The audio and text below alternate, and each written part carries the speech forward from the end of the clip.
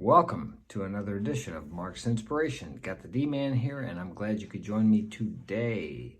We will continue with determination. I know I've went longer than what I thought I was going to, but this is a good article I'm reading, and I think it's going to help you. I know it's helping me. There are many points in here that you really need to think about and practice in your life, and realize the value of determination in achieving anything you desire in life. Because without determination, as I have said before, you will not persist, you will not persevere, you will give up and feel disappointed, disillusioned, and discouraged, and wonder why you can't accomplish anything. So we will continue with this right after you smash that like button and subscribe. Thank you for all my subscribers and welcome to my new subscribers. Here we go. Let's see. Somebody just started up a lawnmower outside. They must have knew I was filming here. Okay, let's go. Most successful people are great at withstanding temptation. Most successful people are great at overcoming fear in order to do what they need to do. I think I read that yesterday, but overcoming fear is one of the most important things you will ever be able to do in your life. I don't know really whether you overcome fear, but you learn how to confront fear and to walk through fear. Because fear is always going to stand between you and what you desire in life. You must learn to make fear your friend, because it will be with you every time you step out into something new. You're going to feel uncomfortable. That is fear manifesting itself as discomfort.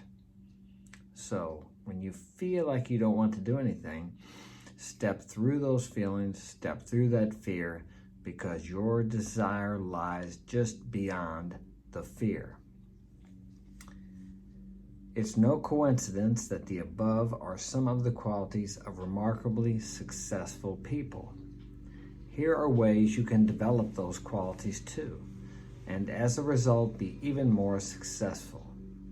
You have to watch the video before this because we spoke of those qualities yesterday, and a couple of them as I started this video.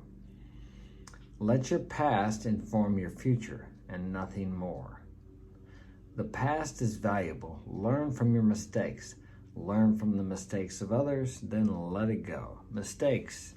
Okay, I had reviews done on my books, and I was reading one of them yesterday, and the guy gave me a great review, but he said it was a plethora of mistakes. So he found like 10 mistakes in my book. All right, so yeah, okay. It's my first book. I forgot to have it edited. I had it formatted and put together and all that, but I just didn't have it edited. It was a mistake. Okay, is that going to stop me from printing or publishing another book? No, it's not. I'm publishing my next book, The Power is Within, by the end of this month. And yes, I will have it edited. Can I change the last book? Maybe. I could republish it, but do I want to do that? Is it worth it? Or do I just go on and learn from that mistake? Yeah, so it's kind of discouraging. I should have edited it, but I didn't. Okay, so there you go. My first book. What can I say? All right, but less than 1% of people ever publish a book. So, hey, I'm in the top 1%, right? That's the way to look at it. Don't look at your failures, your mistakes, learn from them, which I did. Before I even got that review yesterday, I realized I should have had it edited because my daughter read it and she found a lot of mistakes. Well, 10 or 15, okay, and 400 pages, which is too many for a published book. But that's the way it goes. You gotta let it go, like they say. Okay, easier said than done. Yes, it is. It's easier said than done to let go of anything. We want to hang on to it, like we want to change the past, and we think we can by dwelling on it. I should have done this. I should have done that. Well, you could have should all over yourself too, right? You can't change the past. When you say I should have done this, it implies that there was something you could have done about it at the time. But were you aware, or did you have the wisdom to do that? Whatever you should have done, you would have done it. You didn't know any better. Now you know better, and you're looking back on your past, judging your actions by the wisdom and knowledge you have today. That never works, never turns out good. It's not productive. That's the only way you can learn valuable lessons, usually, is by making the mistake yourself. If we, as a humanities society, however you want to look at it, could learn, civilization, could learn from the mistakes of others, we would be a race of geniuses. But we don't. Most of us learn from the mistakes we make ourselves, because that really makes an emotional impression on us. And the more pain, the more gain. At least that's the way I found it. The more pain and suffering I go through, the more I'm looking within for answers. And if you're not looking within for answers when you're going through suffering and pain from some mistake you've made, then you're going to continue to make those mistakes, because that mistake evolved from within you. The only way you can change that in the future is to change yourself. And if you only dwell on the mistake or blame others, you will continue to repeat it over and over and over again until you get the lesson, whatever that may be for you. Okay, let's go. When another person makes a mistake, don't just learn from it. See it as an opportunity to be kind, forgiving, and understanding. Yes, we've all made mistakes. Okay, so forgive other people. My employees make mistakes. They make the same mistakes I've made. And even though I tell them in advance, look, you need to do this, this, and this, because if you don't, this may happen, they sometimes have to do what I told them not to do to learn. Employees break things. Well, guess what? I'm responsible for that. Have I broken things? Yes, I've broken things. I've spilled paint on rugs before. Fortunately, I got it cleaned up. I've broken things and repaired them, but I had to go tell the owner about them. Most people are okay with it. I remember one time I was working in this house near a china cabinet with these beautiful little china dolls and different things in there. So I was finishing up with the job. I had everything done.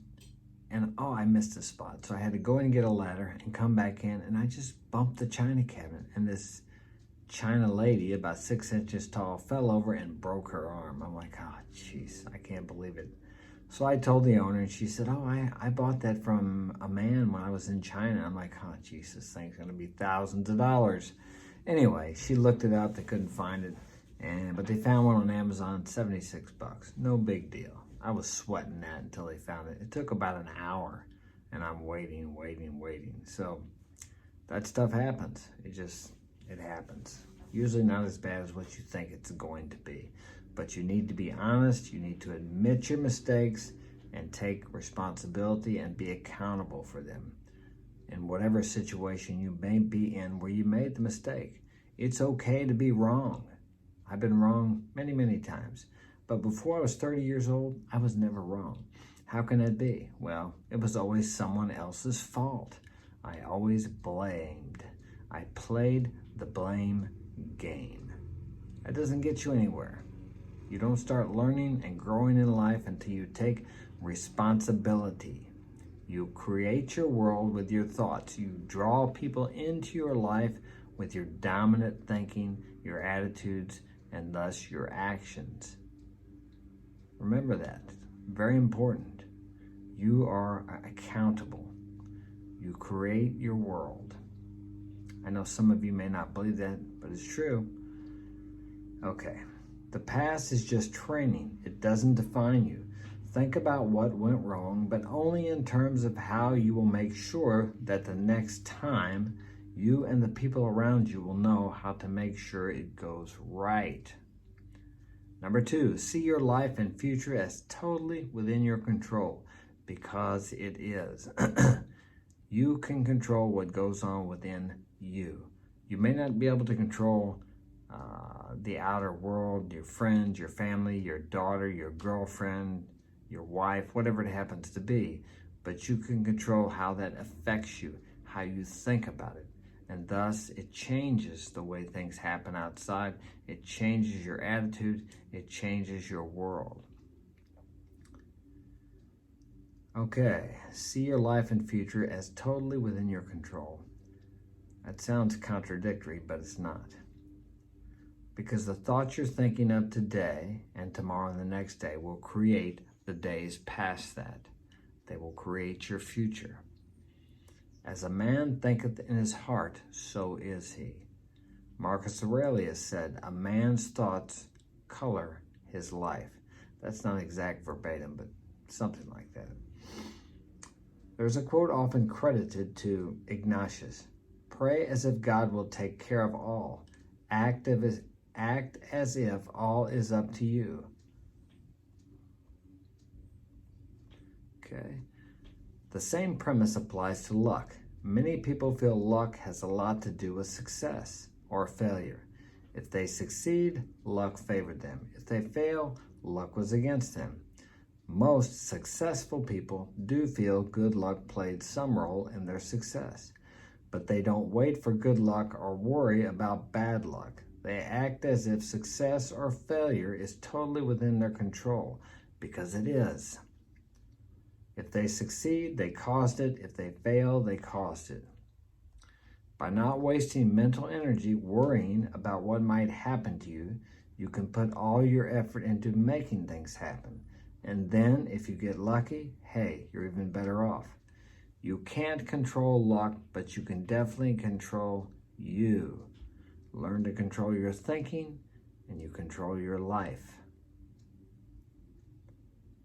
Learn to ignore the things you have no control over, like other people. You cannot control other people. Mental strength is like muscle strength.